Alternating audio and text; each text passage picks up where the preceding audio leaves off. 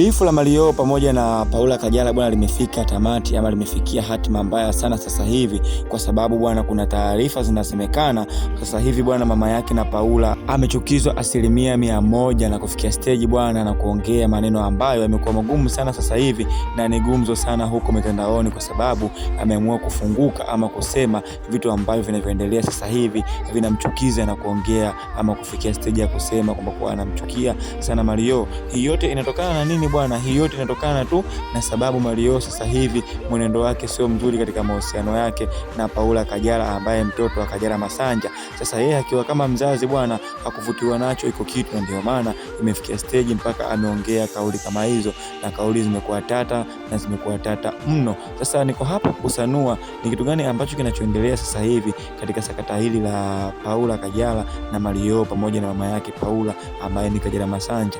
Lakini kabla sijakusanua bwana ama sijakwambia, kama bado haujajiunga na familia hii basi jiunge kwa subscribe, share, comment na like. Vile vile usisahau kubonyeza alama ya kengele ili usipitwe na uwe wa kwanza kupata taarifa zetu.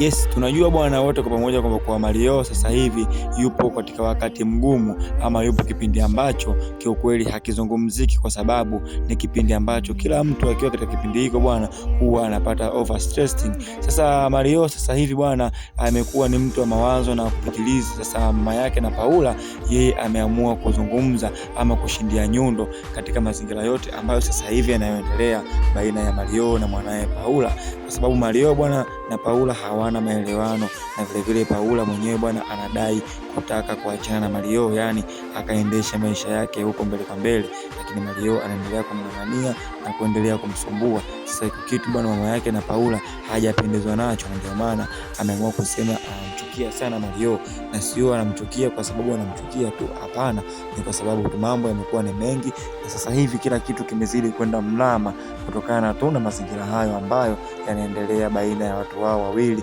Mario na mwenzie Paula. Sasa ni yapi maoni yako kutokana na sakata hili ama kutokana na kuingilia huku mama yake na Paula? Je, alichokifanya ni kitu sahihi ama alichokifanya sio kitu sahihi? Tuandikia hapo chini comment yako, niache na sisi tutaisoma na tutakujibu tuone, je, alichokifanya mama yake na Paula ni kitu gani, ama wewe ukiwa kama shabiki na mdau wa music unaona ni kitu gani ambacho kitakuja kutokea hapo baadaye. Nikukumbushe tu bwana kwamba kwa hii ni Bongo Side.